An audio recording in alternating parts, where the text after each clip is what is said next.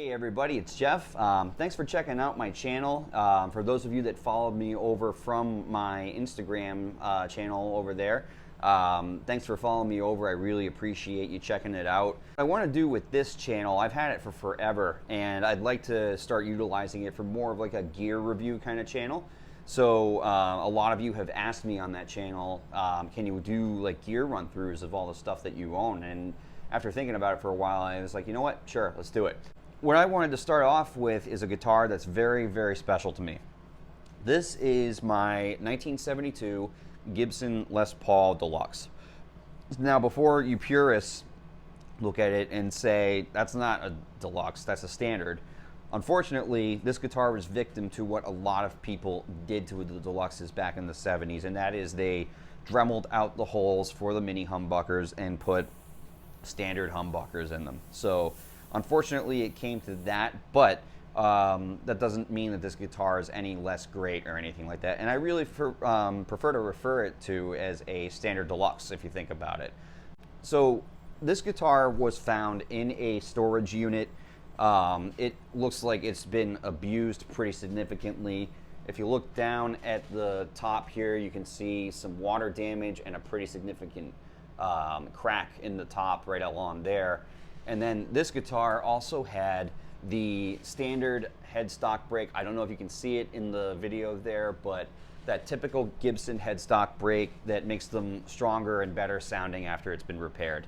And whoever did that repair, by the way, I don't know if you ever saw this guitar before, but whoever did that repair did an unbelievable job. If you look further away from the guitar, you can barely even notice that it's even there. So I bought this guitar after it was traded into the music store. Whoever traded it found it in a storage unit. It was in its case, thankfully, but what makes this guitar, this particular guitar, very special is this neck, which is one of the most comfortable necks I have ever played on any guitar ever. It's more of a 50s style Gibson neck than a 60s, meaning that it's thicker. But it's just unbelievably comfortable.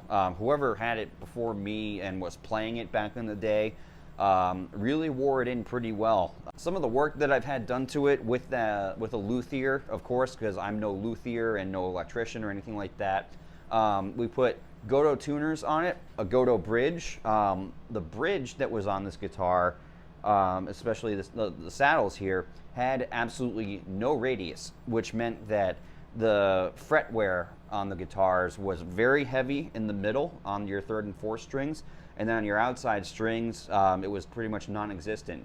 Because those strings were laying completely flat on the neck like that and not along with the radius of the guitar, it was just an atrocious amount of fret wear. So we ended up doing a fret leveling on it. They actually didn't need to be replaced, which is good, but so that was a really interesting find. And then the electronics, Switchcraft switch, DiMarzio humbuckers. I'm a big fan of DiMarzio. I love their tones. Most of my guitars have been swapped out with DiMarzios, and this guitar was no exception. So I went with an Air Norton in the neck and a Super Distortion in the bridge. That create a really balanced tone for each other. I love the way they opened up this particular piece. And then I also had the tech do a mod for coil tapping. Not on a push-pull though, it's actually built into the pot. So, and again, don't ask me how to explain it, but essentially if you're on about 9 with the tone controls, that's your humbucker, and then if you roll it all the way up to 10, it becomes your single coil. So I'll demo that down the road so you can hear what that sounds like too. This is a really special guitar to me because I effectively saw it come back to life through the great work of that luthier, and it's become one of my best sounding guitars. I absolutely love the way this thing sounds. For demo purposes, I'll walk through some clean tones that are just straight with no effects. I'll demonstrate some with some effects, like a delay and a chorus a little bit, and then we'll walk through a crunch and a lean tone with it as well. Lead, not lead. I don't know, I can't talk today. As far as the gear that I run, I go into, on the pedal board, a JP wah, a John Petrucci wah for those that don't know, an MXR Phase 90. All of my delay and chorus comes from a TC Electronics G Major in the rack over there with the power conditioner, and there's actually a Korg rack mount tuner in there that I never use. It's just there for aesthetics purpose. And then the head is the Boogie John Petrucci model, the JP2C. As you can tell, I'm a really big John Petrucci fan. So let's walk through some tones. First, I'll start off with a little bit of a strumming kind of clean tone on the different pickups so you can hear what those sound like. And then we'll go into the single coils a little bit.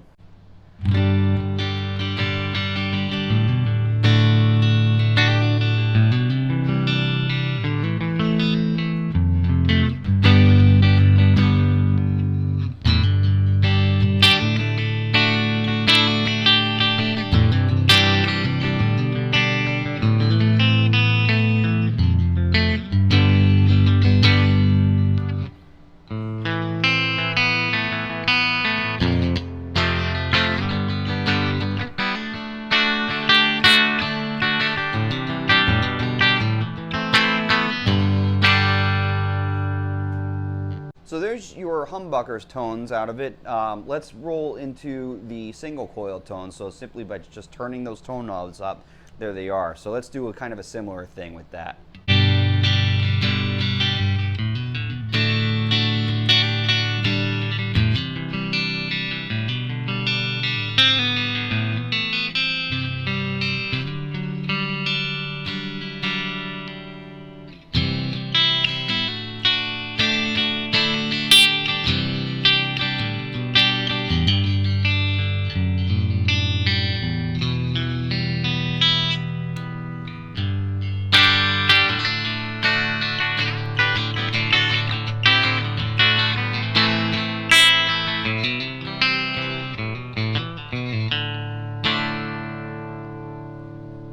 So a whole lot of kind of diverse tones can come out of this thing. I'll show you one of my favorite tones that I can get out of it is by leaving the neck pickup on the single coil and the bridge pickup on a humbucker. And I love the kind of scooped tone it gets. And if you add some chorus and delay to it, it's just unbelievable how well it comes through.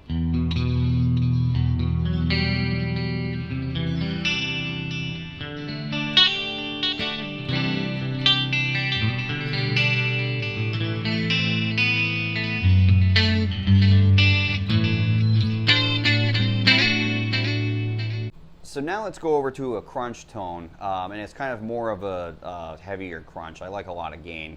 On the second channel on the JP2C, I roll back the gain a little bit, but I essentially have similar settings in that the mids are pretty scooped, not all the way scooped, but this guitar really has a lot of a growl to it, a lot of low end and a lot of presence in the tone as well.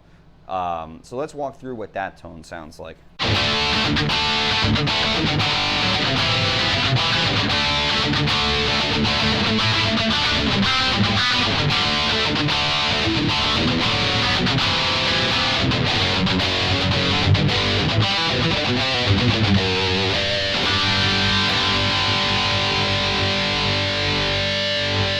All right, now let's kind of go over to a lead tone. I've added some delay from the TC Electronics G major.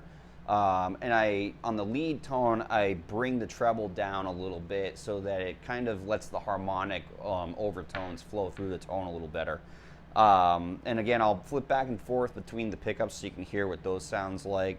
Again, I'll get better at this video thing. So let's check out that kind of a tone.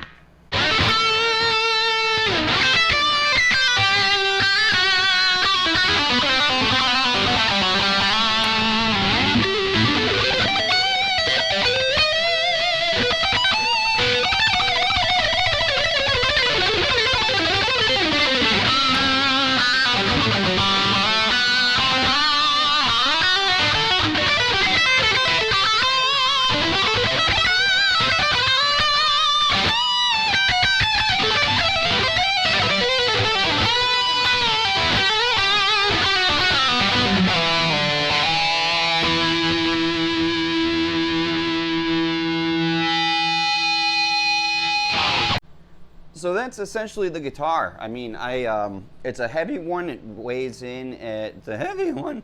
Again, I'll get better. This guitar weighs in at just under 10 pounds. I think it's 9.8, something along those lines. So it's a heavy one. I love the way it feels. I love the vibe off of it.